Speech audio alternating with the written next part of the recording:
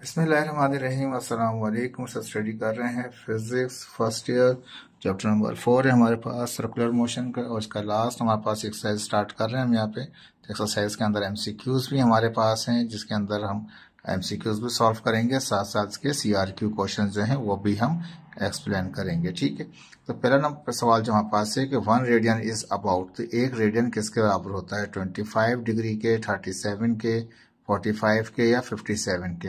यहाँ फार्मूला हमारे पास है कि 1 radian is equal to 180 by 2 pi के। तो अगर 180 को डिवाइड करें 2 पाई से तो कितना आ जाता है? 57 डिग्री आ जाता है हमारे पास।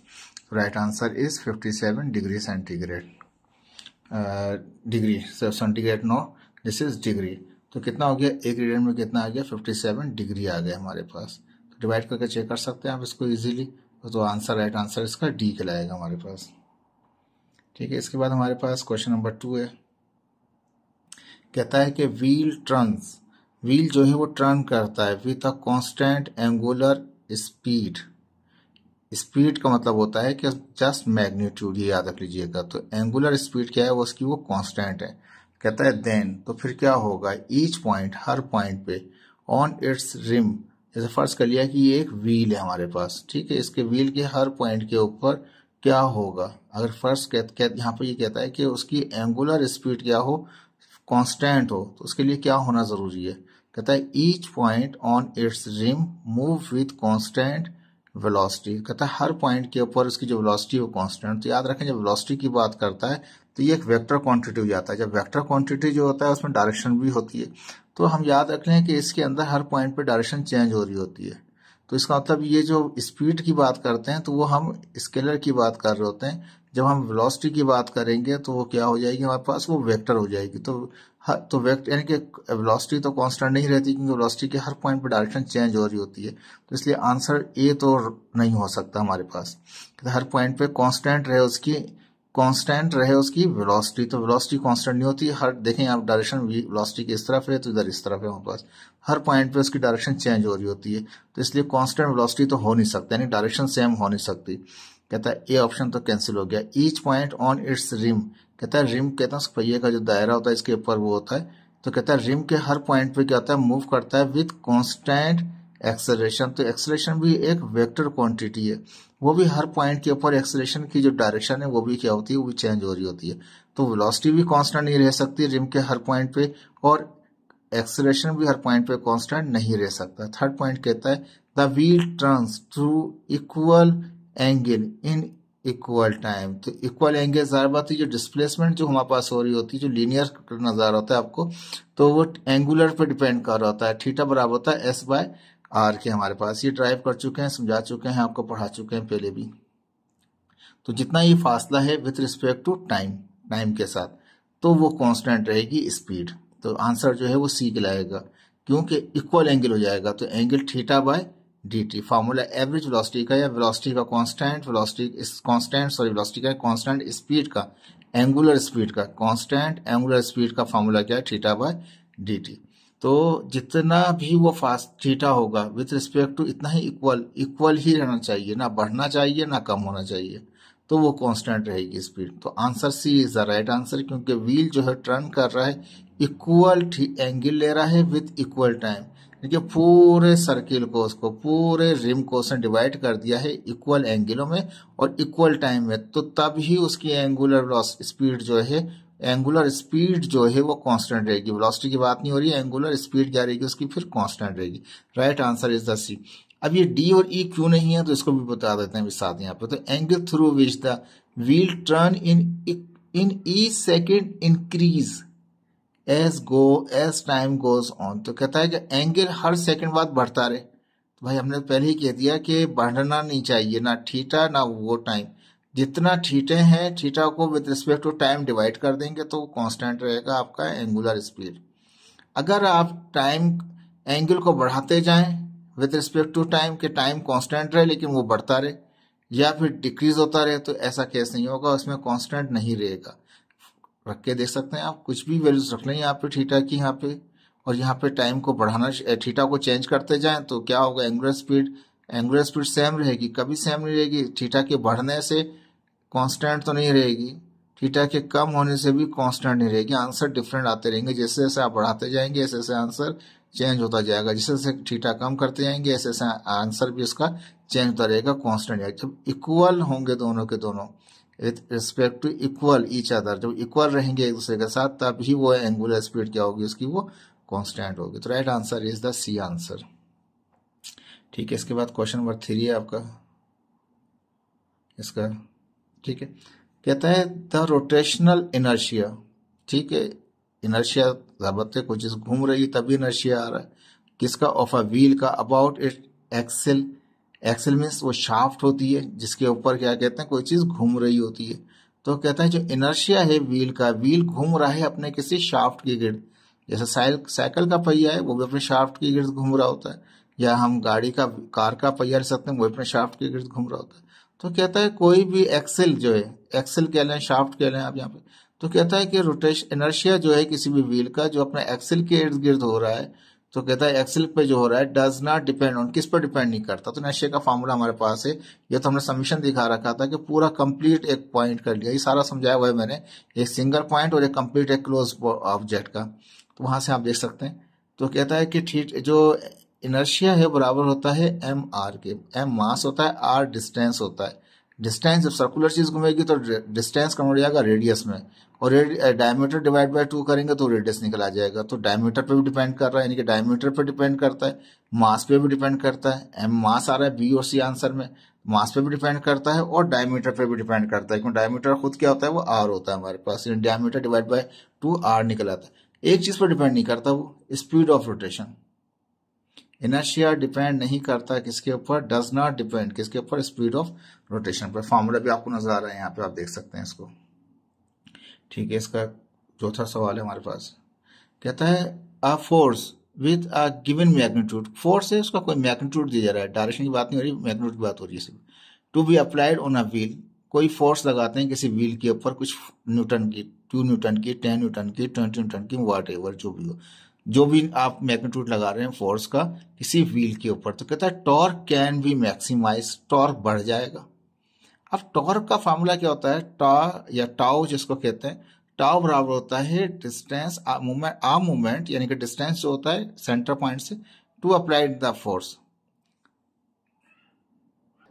देखें एक बार दोबारा सवाल पढ़ देते हैं, कहता है कि force with a given magnitude to be applied, कोई फोर्स अप्लाई करते हैं व्हील के ऊपर हम, ठीक है, the torque can be maximise, torque ज्यादा कब होगा, तो जाहिर बात है टॉर्क का फॉर्मूला होता है tau is equal to R into F. R जो है मोमेंट ऑफ आर्म होता है, F is the applied force, linear force होती है। जैसे जैसे ये आर बढ़ता जाता है ऐसे ऐसे क्या होता है हमारे पास, टाउ की जो वैल्यू है, टॉर्क की जो वैल्यू है वो बढ़ के मिलती है हमें। इसका मतलब अगर सेंटर पे चेक करेंगे तो वो कम होगी, जैसे जैसे सेंटर से दूर होते जाएंगे ऐसे ऐसे टाउ की वैल्यू, टॉर्क की वैल्यू क्या होगी हमें वो ज्यादा मिलेगी। तो कहता है the applying the force near the axle, axle centre में होता है, शाफ्ट होती है बिल्कुल, ये इस तरह समझ लीजिए, इस तरह लगा होता है ये बिल्कुल, ठीक है, इस तरह बिल्कुल लगा होता है यहाँ पे। तो इस एक्सेल के ऊपर यहाँ पे सेंटर के ऊपर, outward from the axle, axle से चाहे बाहर निकाल रहा हो या अंदर निकाल रहा हो तो ये बात ही अलग है, लेकिन फोर्स लगा रहे हैं एक्सेल के ऊपर लगा रहे हैं, यहाँ बिल्कुल इस सेंटर पर लगा रहे हैं यहाँ पे। तो कोई फासला कितना होगा, कुछ भी नहीं होगा, जीरो होगा, यहाँ तो टाउ होगा ही नहीं, फोर टॉर्क होगा ही नहीं सेंटर के ऊपर। तो ठीक है, पहला आंसर तो कैंसिल हो गया। Applying the force near the rim, rim के करीब, रिम यहाँ पर है, रिम के बिल्कुल करीब, रिम यहाँ पर है, फर्ज क्या यहाँ लगा दी, तो पूरा एग्जैक्ट और दूर तो नहीं गए, होगा टॉर्क होगा लेकिन मैक्सिमम नहीं होगा। Applying the force near the axle, axle के बराबर में ही लगा दी हमने, भाई जितना दूर जाएंगे तब जाके जो टॉर्क है वो मैक्सिमम होगा, ना इस पे ना इसके करीब ना रिम के करीब। तो लास्ट तो थर्ड ऑप्शन भी कैंसिल हो गया, नियर द एक्सेल भी नहीं आ सकता हमारे पास। Applying the force at rim, rim पर लगाएं, एंड पे लगाएं, टेंजेंशियल टू द, फोर्स बिल्कुल सीधी लगाएं इस पे, तो क्या होगा हमारे पास मैक्सिमम किस्म का टॉर्क आएगा। तो राइट आंसर इज डी।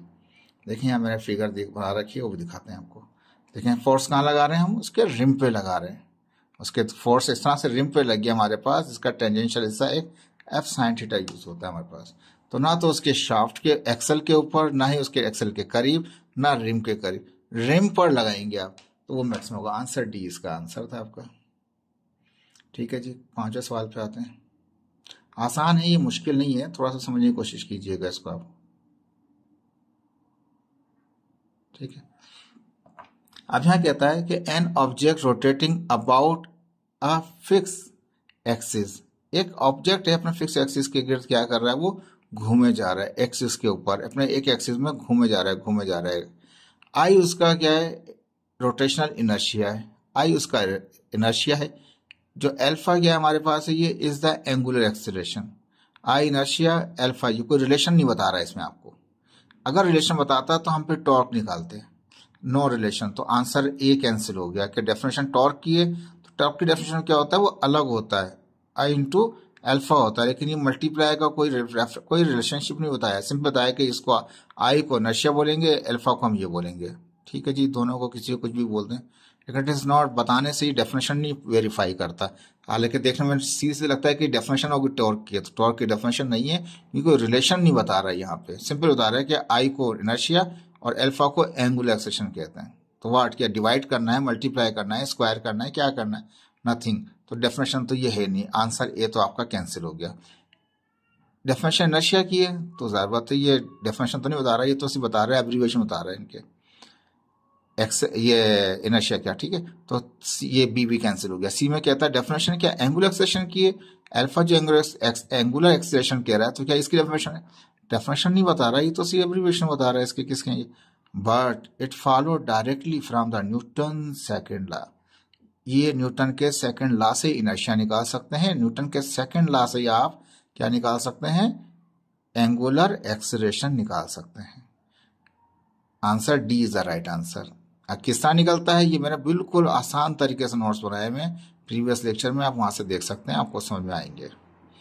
ठीक है, ये आता है हमारे पास, ये क्वेश्चन नंबर 6 में आते हैं। देखिए, इसको थोड़ा समझना पड़ेगा, आसान है, मुश्किल नहीं है आपका।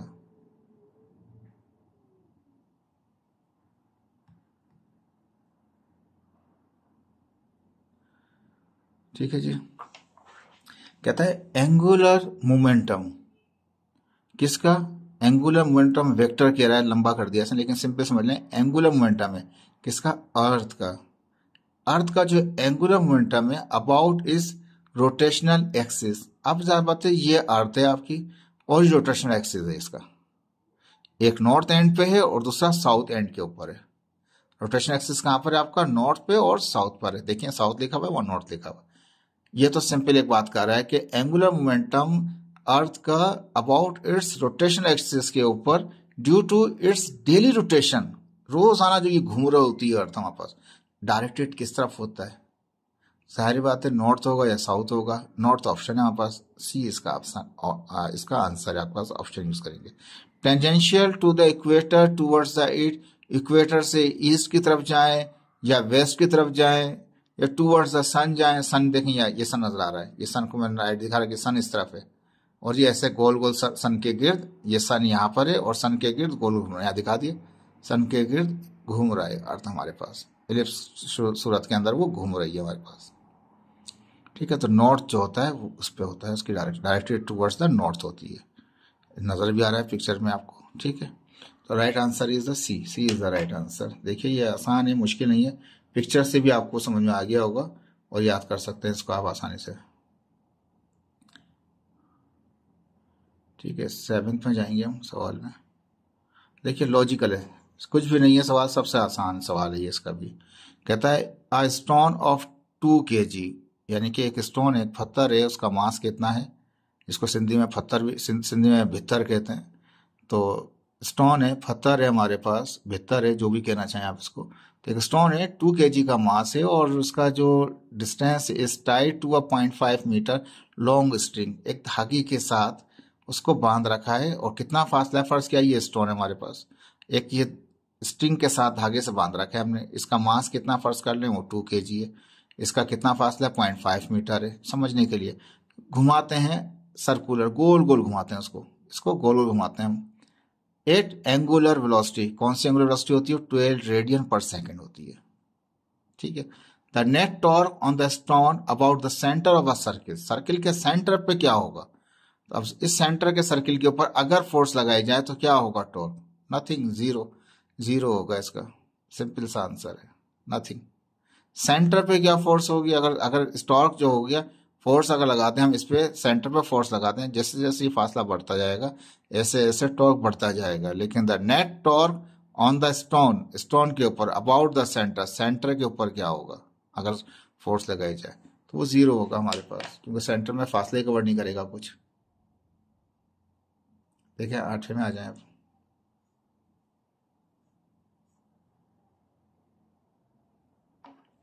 कहता है a man with his hand, एक आदमी जिसके हाथ जो है एट हिज साइड्स, उसके साइड के ऊपर, जैसे किसने देखें ये नजर आ रहा है बंदा बिल्कुल उसके साइड, उसके पास ही है, उसके पास इज स्पिनिंग, ये घूम रहा है, on a light fraction less, एक हल्की और ऐसी जो फ्रैक्शन नहीं हो, टर्न टेबल है, टर्न टेबल के मतलब एक ऐसी कुर्सी है हमारे पास, देखिए ये घूमेगा इसके ऊपर, इसके ऊपर घूमता रहेगा, ठीक है। उसके बाद अगर ये हाथ खोल दे तो क्या होगा, ठीक है, ये देखना है इसको सवाल में, देखना समझ में आ गया होगा आपको।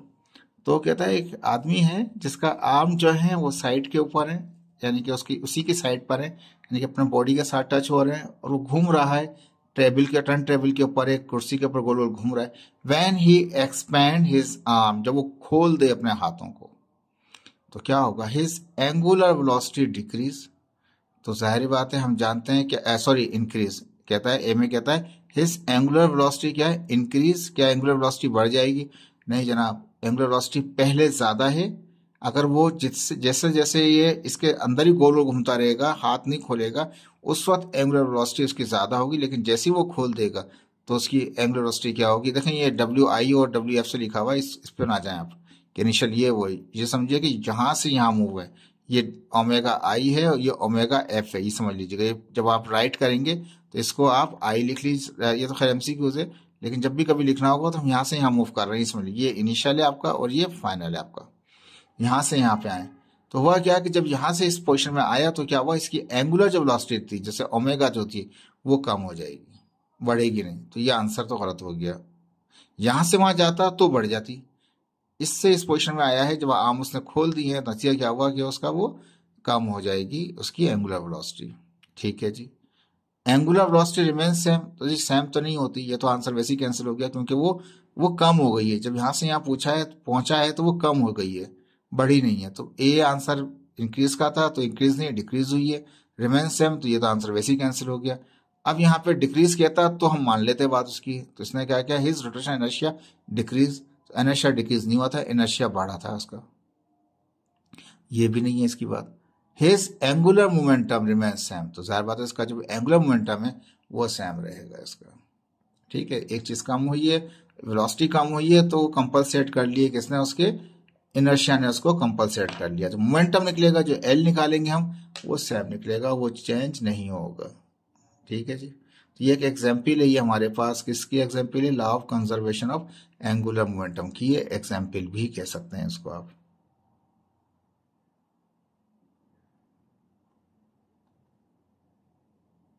ठीक है, इसके बाद 9 आ गया हमारे पास, देखें ये स्पेस स्टेशन की दिखा रहा है, पहले पिक्चर देख लीजिए ताकि आपको थोड़ा इजी हो जाए। देखें ये स्पेस स्टेशन है, ये दुनिया है, दुनिया का मैप नजर आ रहा है आपको, समुद्र नजर आ रहा है और जमीन का खुश्क एरिया नजर आ रहा है, और साथ साथ देख सकते हैं ये स्पेस स्टेशन के अंदर लोग काम कर रहे हैं, फ्रीली आसानी के साथ इजीली काम कर रहे हैं, कोई उनको इतनी रुकावट नहीं है।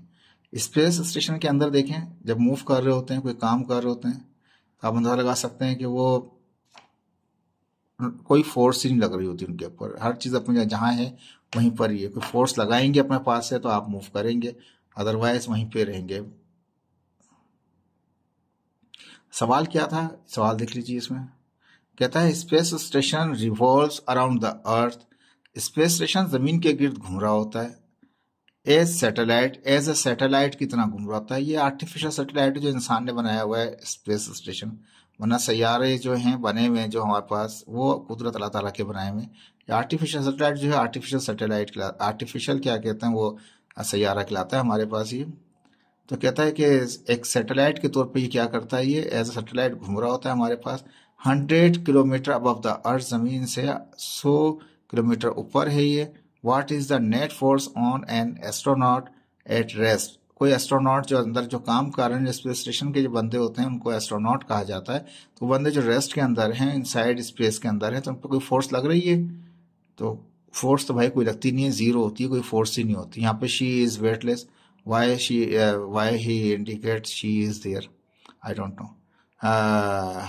Equal to her weight on the earth, क्या कहता है पहले ऑप्शन में, कहता है वही वेट होगा उसका जो जो क्या कहते हैं जमीन पे था। तो भाई साहब ऐसा नहीं है, उसे फोर्स नहीं लग रही, ग्रेविटी नहीं लग रहा वहां पे। Little less than her weight on earth, हल्का सा कहता है कम हो जाएगा। जी भाई साहब ऐसा भी नहीं है, मून पे कोई पहुंच गया जो ये ऑप्शन दे रहा है, ये भी नहीं है, बी भी नहीं है। Less than the half her weight on earth, जमीन से उसका आधा हो जाएगा। आधा क्या उसका, शी इज वेटलेस, अगर वो लड़की समझ रहे हैं इसको तो वो वेटलेस है, उसका कोई वजन नहीं होगा, जीरो फोर्स होगी। बात सारी ये है, वेट की बात ही ना कर रहे हैं, नेट फोर्स की बात कर रहा है। तो नेट फोर्स भाई इस पे कोई भी नहीं लग रही है, जीरो फोर्स है इस पे।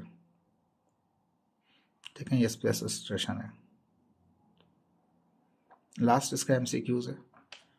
If the external torque acting on a body is zero, कहता है अगर कोई ऐसा सिस्टम है जिसमें एक्सटर्नल टॉर्क लग ही नहीं रहा है, कोई एक्सटर्नल टॉर्क जीरो है, जीरो का मतलब क्या, एक्सटर्नल टॉर्क अप्लाई ही नहीं हो रहा, तो law of conservation of momentum में चला जाती हैं ऐसी चीजें। अगर फोर्स होता तो लॉ ऑफ कंजर्वेशन मोमेंटम कहलाता है, लेकिन यहाँ पे एंगुलर मूवमेंट, एक टॉर्क की बात है, टॉर्क का मतलब गोल सर्कुलर घूम रहा है हमारे पास। तो कहता है कि if the external torque acting on a body is zero, अगर कोई एक्सटर्नल टॉर्क किसी बॉडी पे जीरो है, then its angular momentum is zero. तो कह रहा है एंगुलर मोमेंटम जीरो होगा, नथिंग। अगर सिर्फ एक्सटर्नल फोर्स टॉर्क नहीं लग रहा है तो वो एंगुलर मोमेंटम कंजर्व हो जाएगा। कंजर्व का मतलब है एंगुलर मोमेंटम क्या रहेगा, सेम रहेगा, ना तो वो बढ़ेगा ना वो कम होगा, मेंटेन रहेगा। Angular acceleration is maximum, nothing. Rotational motion is maximum, ये कुछ भी नहीं है, सिंपल सी डेफिनेशन पढ़ी थी हमने। लॉ ऑफ कंजर्वेशन ऑफ, यानी कि law of conservation of angular momentum पढ़ा था हमने, कि वहां पे एक्सटर्नल फोर्स यानी कि एक्सटर्नल टॉर्क जीरो होता है। तो ये डेफिनेशन पूरी कर रहा है किसकी, law of conservation of angular momentum. तो दूसरे फार्म में क्या है, एंगुलर मोमेंटम इज कंजर्व। तो एंगुलर मोमेंटम क्या हो गया, उसका सेम रहा, चेंज ही नहीं हुआ, ना तो वो जीरो हुआ और ना ही उसका एंगुलर एक्सेलरेशन मैक्सिमम हुआ और ना रोटेशनल मोशन मैक्सिमम हुआ, नथिंग एल्स। ठीक है, ये तो हो गया आपके एमसीक्यूज। अब देखिए इसके बाद सीआरक्यू क्वेश्चंस हैं। ये देखिए, ये सवालों के जवाब ऑलरेडी मैं लेक्चर में डिफाइन कर चुका हूँ, एक एक स्टेप आपको। अब वहां पे कहा था for an isolated rotating body, कोई बॉडी है आइसोलेटेड है, एक्सटर्नल कोई फोर्स नजर नहीं आ रही इस पर फिलहाल, वो क्या है, वो घूम रही है। What is the relation between angular velocity and the radius. तो उसमें बताइए एंगुलर वेलोसिटी का और रेडियस का क्या रिलेशनशिप होगा। ये इस तरह से दिया हुआ है, मैंने जो लेक्चर बनाए हैं उसमें आप देख सकते हैं, इसको थोड़ा चेंज करके सवाल बना रखा है, तो होपफुल वो पेपर में भी आ सकता है आपका। ये पूरा का पूरा मैंने वहां से कट पेस्ट किया है आपका अपने लेक्चर से, या आप वहां से भी देख सकते हैं। ठीक है जी, यहाँ तक तो सेम था। अब वो जो रिलेशन उसने कहा था क्या है, तो यहाँ मैंने वेलोसिटी का और किसका पूछ रहा था, एंगुलर वेलोसिटी का और रेडियस का पूछ रहा था। तो मैंने v is equal to R omega निकाला था हमने पर वहां पे, तो जो v था वो लीनियर क्या कहते हैं वेलोसिटी था, r उसका रेडियस था और ओमेगा क्या था, एंगुलर वेलोसिटी था। तो इसको मैंने रीअरेंज कर दिया, किस तरह से कर दिया, r को रहने दिया, ओमेगा मल्टीप्लाई करा, ओमेगा जाके वहां डिवाइड कर देगा, ओमेगा डिवाइड करेगा तो v ओवर ओमेगा हो जाएगा। अब r को रेट कर लें हम, अगर रेडियस बढ़ेगा तो वेलोसिटी बढ़ती जाएगी, अगर रेडियस कम होते जाएगा तो वेलोसिटी कम होती चली जाएगी। रेडियस बढ़ेगा तो एंगुलर वेलोसिटी जो है वो बढ़ेगी नहीं, वो कम हो जाएगी, इनवर्स हो गया। तो लीनियर वेलोसिटी जो टेंजेंशियल वेलोसिटी है वो प्रोपोर्शनल होती है रेडियस के साथ। अगर रेडियस बढ़ता जाएगा तो लीनियर वेलोसिटी जो टेंजेंशियल वेलोसिटी है वो बढ़ती जाएगी, v बढ़ता जाएगा। और जो एंगुलर वेलोसिटी वो इनवर्सली प्रोपोर्शनल है किसके साथ, रेडियस के साथ। यानी कि अगर रेडियस बढ़ाएंगे तो एंगुलर वेलोसिटी कम हो जाएगी, अगर रेडियस कम करते जाएंगे तो एंगुलर वेलोसिटी बढ़ती जाएगी। देखें ये रिलेशन बहुत इंपॉर्टेंट है, जब भी किसी आप बनाएंगे, जब आप स्टडी कर रहे होंगे किसके ऊपर, जनरेटर के ऊपर, टरबाइन के ऊपर स्टडी कर रहे होंगे, उस वक्त ये रिलेशन बहुत इंपॉर्टेंट है, वो यूजफुल हो रहा होता है, ये लॉजिक्स काम आ रही होती है वहां पे। ठीक है जी, तो ये पहले का ऑलरेडी बनाया हुआ था, थोड़ा सा हिस्सा था जो मैंने ऐड कर दिया जो उसमें नहीं था। ठीक है, अब सेकंड क्वेश्चन में कहता है when the moment of inertia of a rotating body is half, अगर आधा कर दें, ये सवाल पहले नहीं बनाया हुआ था इसलिए इसको समझाएंगे आपको। Then what will be the effect on the angular velocity, कहता है कि अगर मोमेंट ऑफ इनर्शिया आधा कर दूं तो एंगुलर वेलोसिटी क्या होगी। तो जाहिर बात है एक दूसरे का कंपनसेशन है, अगर ये कम करेंगे तो वो डबल हो जाएगी, आधी की है तो वो डबल बढ़ जाएगी। ये सिंपल सा आंसर था, लेकिन फिर भी हम इसको डिफाइन करेंगे according to definition of angular momentum. Angular momentum से एंगुलर मोमेंटम किस तरह होता है, L is equal to inertia into angular velocity. Angular velocity का पूछ रहा है, किसके साथ रिलेशन पूछ रहा है, वो हमारे पास इनर्शिया के साथ। तो इन दोनों का रिलेशन चाहिए उसको। हम क्या करेंगे, यहाँ पे इनर्शिया है मल्टीप्लाई कर रहा है, इनर्शिया वहां जाकर डिवाइड कर दिया हमने, मल्टीप्लाई कर रहा है वहां पे एंगुलर मोमेंटम को जाकर डिवाइड कर देगा। ये तो हो गया सिंपल सा रिलेशन। अब जो उसने कहा था, तुमने कहा according to question if half the moment of inertia, अगर मोमेंट ऑफ इनर्शिया को आधा करना है, मोमेंट आधा करना है तो जो भी है उसको डिवाइड बाय 2 कर दो। तो मोमेंट इनर्शिया को डिवाइड बाय 2 किया हमने। तो पहला वाला जो था वो तब था जब हमने हाफ नहीं किया था, it is the full quantity, ठीक है। अब हम सवाल के मुताबिक उसको आधा करना चाहते हैं मोमेंट ऑफ इनर्शिया को, तो मोमेंट ऑफ इनर्शिया की जगह पे आधा करने का मतलब है उसको डिवाइड बाय 2 कर दो। ये इसको डिवाइड कर रहा है तो ऊपर जाके क्या करेगा, उसको एंगुलर मोमेंटम को मल्टीप्लाई करेगा। तो 2 वहां जाके क्या करेगा, ऊपर जाके मल्टीप्लाई करेगा। सिंपल मैथमेटिक्स है जी। यहाँ चीज डिवाइड कर दो, ऊपर जाके मल्टीप्लाई करेगी। तो 2 एल अपॉन आई हो गया, आई इनर्शिया हो गया, एल एंगुलर मोमेंटम हो गया, ठीक है जी। अब अगर गौर से करें, 2 को बाहर निकाल दूं, एल ओवर आई कर दूं, एल ओवर आई कर दिया, 2 को बाहर निकाल दिया। तो एल ओवर आई तो ओमेगा था, तो मैंने वापस अपना सवाल जहां से स्टार्ट किया था जो फुल वाला था, L over I is equal to omega, तो ओमेगा रख दिया। ये तो 1 चल रहा था, इसलिए कि मैंने आधा किया तो अब कितना होगा, तो वो 2 टाइम ज्यादा हो जाएगा प्रीवियस के। According to equation 1, if half the moment of inertia, अगर मोमेंट ऑफ इनर्शिया को आप आधा करेंगे, तो आधा किया था हमने यहाँ पे, double the angular velocity. Angular velocity double means as decreasing the moment of inertia will increase the angular velocity. अगर moment of inertia कम होगा तो angular velocity बढ़ती जाएगी, उसको कंपलसेट कर रही होगी उसको, ठीक है जी। ये आंसर था आपका, ठीक है। तीसरा सवाल जो था ये कंपेयर करें काइनेमेटिक्स इक्वेशन लीनियर मोशन की सर्कुलर की। तो ये भाई ये मैं पहले भी लेक्चर में डिफाइन कर चुका हूँ, मैंने सिर्फ आपको दिखा दिया यहाँ पे। हाँ ये सवाल अच्छा है आपका, ये नहीं किया था हमने, ये करेंगे उसको सॉल्व, ठीक है। चौथा में कहता है can I small force ever exert a greater torque, कहता है छोटी फोर्स क्या बड़ा टॉर्क पैदा कर सकती है then a large force. Large force मतलब गिव रीजन, रीजन दीजिए। हमने दिखाया एक बोल्ट है, उसको हम एक वेंच के जरिए क्या कर रहे हैं, उसको ओपन करना चाहते हैं, खोलना चाहते हैं। तो पहली जो फोर्स लगा रहे हैं वो 20 न्यूटन की लगा रहे हैं। कितने फासले के ऊपर है, ए जो पहला हाथ है ए जो है वो फोर्स लगा रहा है कितनी, 20 न्यूटन की लगा रहा है 1 मीटर पे। अब इसके सिरे के ऊपर, कोने के ऊपर फासला बढ़ा दिया, 1 मीटर से 2 मीटर कर दिया। 2 मीटर के ऊपर क्या कर रहा है, 10 न्यूटन कर दी। फोर्स आधी कर दी, उसके मुकाबले में आधी फोर्स कर दी। तो क्या होगा, फोर्स इंटू डिस्प्लेसमेंट, फोर्स को डिस्प्लेसमेंट से मल्टीप्लाई करें 20 आ जाएगा, फोर्स को मल्टीप्लाई करें डिस्प्लेसमेंट से 20 आ जाएगा। यानी कि जितनी फोर्स ये लगा रहा है, एक कम फोर्स ज्यादा टॉर्क पैदा कर सकती है आपके पास। यह तो मैंने 1 से दिखाया आपको, अगर इसको 2 की जगह आप 3 कर दें तो ये तो बहुत उससे भी बढ़ जाएगा। According to definition of torque, torque definition क्या है, tau is equal to radius into या distance, movement of arm, radius ना बोले डिस्टेंस बोले, मूवमेंट ऑफ आर्म बोले, मूवमेंट ऑफ आर्म है इनटू फोर्स है हमारे पास।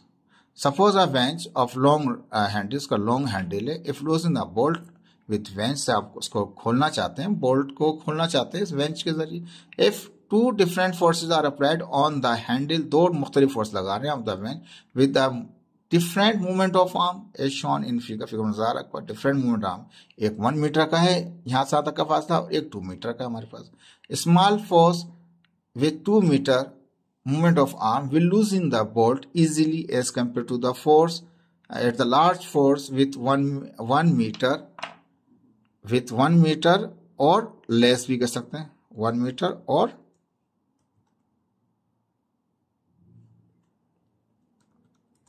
लेस देन 1 मीटर, ठीक है जी। तो मैंने लिखा कि 1 मीटर या 1 मीटर से भी कम वाले मूवमेंट आर्म के मुकाबले में वो आसानी से खोल देगा जो हमारे पास स्मॉलर फोर्स लगा रहे हैं 2 मीटर के ऊपर, ठीक है। ये एक एग्जांपल थी इसकी, ठीक है। अब यहाँ पे कहता है गिव 2 रियल एप्लीकेशन दीजिए। भाई साहब 2 नहीं, मैंने 10 दे दी थी रियल एप्लीकेशन, लेकिन यहाँ पे समझाने के लिए फिर भी मैंने आपको समझा दी हैं 2, बाकी एग्जाम्पल दे दी अलग से। सो मैनी एप्लीकेशन हैं। एक विंड टर्बाइन देख लें आप, ये विंड टर्बाइन लगी हुई है पाकिस्तान में भी, तो ज़ाहिर बात है इसमें एंगुलर वेलोसिटी भी होगी हमारे पास, मूवमेंट ऑफ आर्म भी होगा हमारे पास, इनर्शिया भी होगा, सब चीजें होती हैं। तो wind turbine is the application of angular momentum. Angular momentum की एक एप्लीकेशन है। इफ एंगुलर मोमेंटम इंक्रीज और decrease on the wings, wings के ऊपर अगर एंगुलर मोमेंटम बढ़ेगा या कम होगा, या विंग्स पे या ब्लेड पे, then work will be done. चाहे बढ़ रहा हो हमारे पास एंगुलर मोमेंटम, चाहे कम हो रहा हो, काम तब भी हो रहा होगा, वर्क कर रहा होगा वो। ठीक है।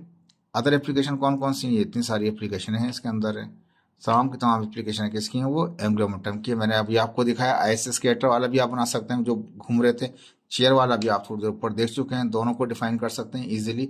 वो भी एक एग्जाम्पल है इसकी। ये सारी एग्जाम्पल है, पहले डिफाइन कर चुका हूं मैं आपको।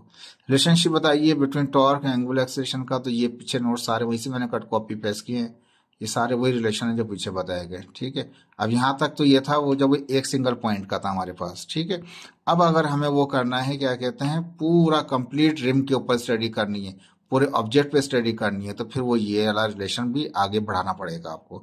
तो जितना सवाल होगा इतना ही आपको उसका जवाब देना पड़ेगा। ये मैंने समझा रखा है लेक्चर में आपको ऑलरेडी वहां पे। हाँ, ये कहता है list of movement of inertia dependent factor. तो ये 3 फैक्टर थे, ये तीनों वहां मैंने अच्छी तरह आपको डिफाइन किए हुए हैं। होपफुल आज आपको क्या कहते हैं, ये एमसीक्यूज और सीआरक्यू क्वेश्चन इजीली समझ में आए हों। नेक्स्ट लेक्चर में ईआरक्यू क्वेश्चन आएंगे। Okay, thank you so much, Allah Hafiz.